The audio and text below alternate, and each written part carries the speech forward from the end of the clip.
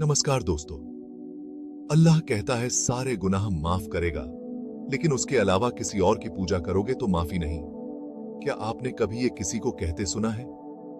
मैंने सुना है और सुनकर हैरानी भी हुई कि ये कैसा धर्म है कि आप चोरी, मर्डर, बलात्कार जैसे संगीन अपराध करके भी माफ किए जाओगे, लेकिन अल्लाह को छोड़कर किसी और की अगर पूजा की तो माफी नहीं मिलेगी। तो मैंने इसकी पड़ताल शुरू की और नतीजे बहुत चौंकाने वाले पाए। तो चलिए आज आपको इसकी हकीकत बताता हूं, लेकिन उससे पहले बता दूं कि इस चैनल पर ऐसे ही धार्मिक धारणाओं की पड़ताल में करता हूं। तो आप भी ऐसी पड़ताल में इंटरेस्ट रखते हैं तो चैनल को सब्सक्राइब कर दें। दोस्तों, आप किसी भी धर्म से हो, मेरी आपसे एक रिक्वेस्ट है कि इस वीडियो को पूरा जरूर देखें और आधा अधूरा वीडियो देखकर प्लीज कमेंट ना करें और किसी भी निर्णय तक ना पहुंचे। पूरी वीडियो देखकर ही कमेंट करें और किसी निर्णय तक पहुंचे।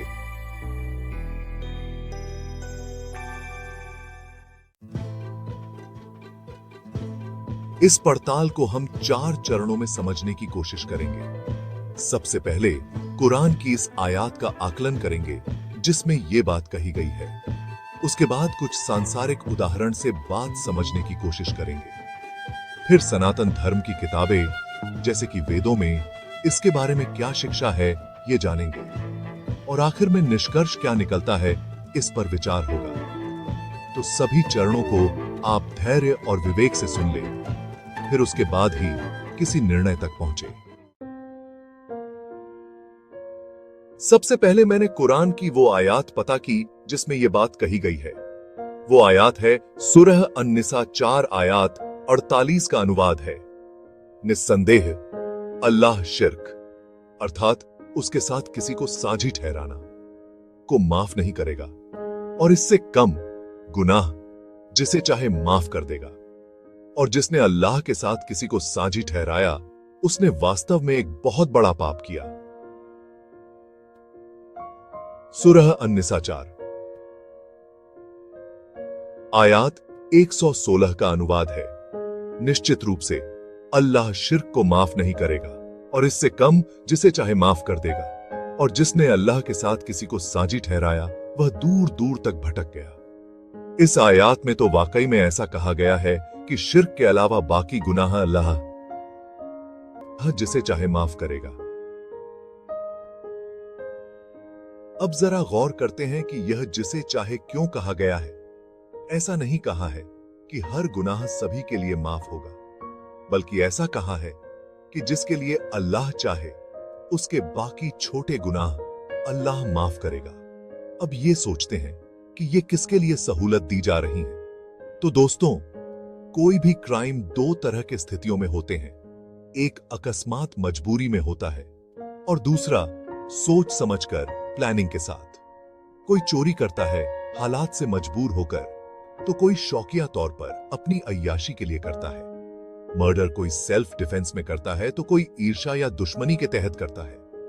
तो इस आयत का मतलब यही है कि अल्लाह अपराधी के अपराध करने की परिस्थितियों के अनुसार जिसे चाहे उसी को माफ करेगा, हर किसी को नहीं। ये तो बात ठीक है, लेकिन फिर शिर्क इतना बड़ा गुनाह क्यों है कि उसकी माफी होगी ही नहीं? तो इसे कुछ उदाहरण से समझते हैं। एक पत्नी खाना सही नहीं बनाती, घर की देखरेख सही नहीं करती, बच्चों का ख्याल ठीक से नहीं रखती या अपने सास और ससुर की सेवा नहीं करती। इन जैसी गलतियों पर तो पति माफ कर देता है। लेकिन अगर कोई पत्नी अपने पति से विश्वासघात करे, किसी और व्यक्ति से संबंध रखे, तो ये कोई भी स्वाभिमानी पति सह नहीं सकता। एक कर्मचारी अपने मालिक का काम ठीक से नहीं करता, काम चोरी करता है या काम पर वक्त पर नहीं आता है या काम जैसे करना चाहिए वैसे नहीं करता, तो हो सकता है मालिक उसे बर्दाश्त कर भी ले। लेकिन अगर वो कर्मचारी मालिक को धोखा दे, उसके बिजनेस कॉम्पिटिटर के साथ अपने ही मालिक के सीक्रेट्स शेयर करता हो और वो पकड़ा जाए, तो मालिक उसे काम से ही निकाल देगा। इसी तरह हम सबका मालिक वो ईश्वर भी बस यही चाहता है कि उसके भक्त सिर्फ उसकी ही उपासना करें, ना कि किसी ऐसे की उपासना करे जो खुद लाचार और बेबस है। और ये सिर्फ कुरान में ही नहीं है, बल्कि वेदों में भी ईश्वर ने विनाश होने वाली चीजों की और नैसर्गिक चीजों की उपासना करने से रोका। आइए जानते हैं।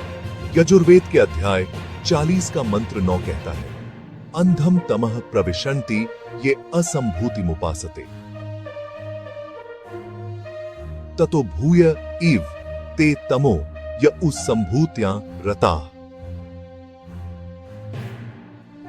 इस मंत्र का अनुवाद है, जो असंभूति यानी कि विनाश, अपूर्णता, अद्वैत तत्व की उपासना करते हैं, वे अंधकार यानी अज्ञानता में प्रवेश करते हैं, और जो संभूति यानी सृजन, पूर्णता, साकार तत्व की उपासना करते हैं, वे और भी गहरे अंधकार में प्रवेश करते हैं।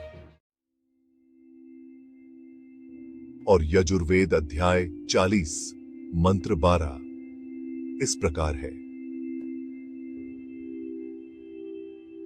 अंधम तमः प्रविशन्ति ये विद्यामुपासते ततो भूय इव ते तमो य उविद्यायां रताः। जो अविद्या, अज्ञान का उपासक है, वह अंधकार में प्रवेश करता है, और जो ज्ञान की उपासना करते हैं, वो भी उसी अंधकार में प्रवेश करते हैं। इसका संदेश यह है कि अज्ञान की उपासना करना यानी ऐसी चीज की उपासना करना जिसका हमें ज्ञान ही नहीं, और ज्ञान की उपासना करना इसका मतलब जो चीज हमारे सामने मौजूद है, जिसका हमें ज्ञान है, उसकी भी उपासना नहीं करनी है। दोस्तों, यह कुरान की आयत और यजुर्वेद के मंत्र बताने का मेरा उद्देश्य किसी की आस्था पर सवाल उठाना हरगिज नहीं है। मेरा उद्देश्य बस इतना है कि दोनों धर्मों में ऐसे कई संदेश हैं जो मानवता के लिए है और जिससे मानवता को फायदा होता है, और मतभेदों में उलझे रहने से सिर्फ नफरत ही बढ़ती है। तो हमें चाहिए कि समानताओं की खोज करें और उन समानताओं का पालन करें, और अगर कोई ना भी करता हो तो कम से कम किसी के भी धर्म को नीचा दिखाने की कोशिश ना करें। सभी धर्मों की समान शिक्षा को जानकर उसका पालन करने की कोशिश करें। तो अब आप कमेंट में बताइए कि क्या दोनों धर्मों की किताबों में एक जैसा ही संदेश नहीं है? कुरान और वेदों की समानताओं पर इससे पहले भी मैंने वीडियो बनाई है, उन वीडियो को भी देखिए और चैनल को सब्सक्राइब कर दीजिए। और धार्मिक मतभेदों में मत उलझकर मत रहिए, बल्कि समानताओं पर गौर करिए।